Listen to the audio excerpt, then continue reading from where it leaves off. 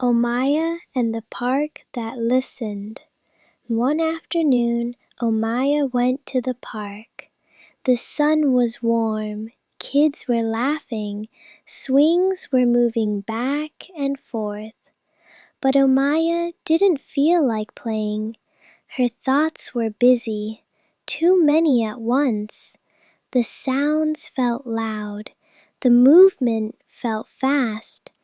Everything felt a little too much. So instead of running, Omaya walked slowly to the quiet side of the park. There, under a big tree, she sat down.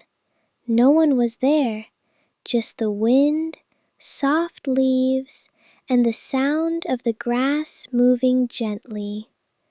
Omaya looked around and whispered, "I wish everything would slow down."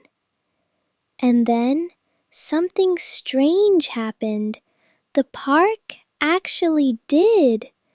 The swings moved slower. The voices faded softer. Even the wind became gentle. Omaya blinked. "Hello?" she said quietly. The tree above her rustled softly, and a warm voice answered, "I'm listening." Omaya looked up, surprised, but not scared. "You can hear me?" she asked. "Yes," the tree said gently. "This is the listening park." Omaya leaned back, resting against the trunk. "My thoughts feel too fast," she said. The tree didn't rush to answer. It just stayed still, quiet, present.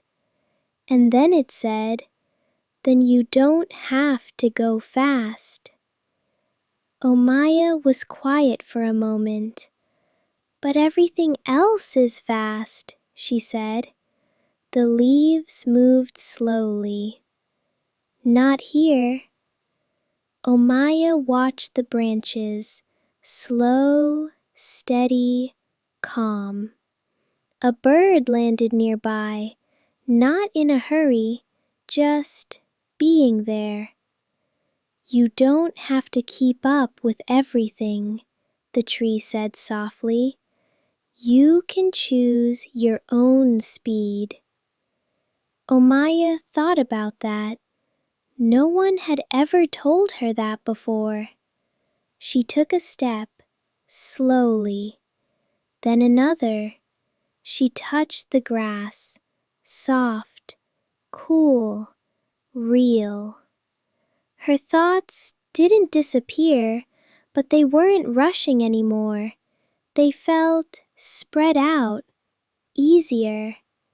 The park stayed quiet with her, not asking her to change, not asking her to hurry, just being there.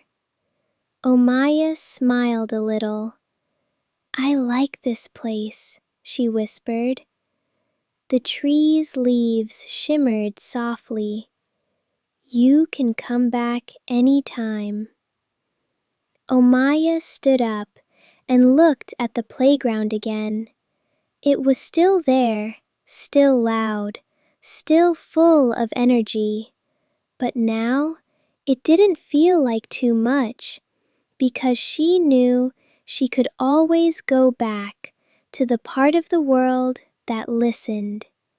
And from that day on, whenever things felt too fast, Omaya remembered she didn't have to match the world's speed. She could choose her own. And if you enjoyed this story, don't forget to follow us. We create calm, different stories for kids with different minds. See you in the next story.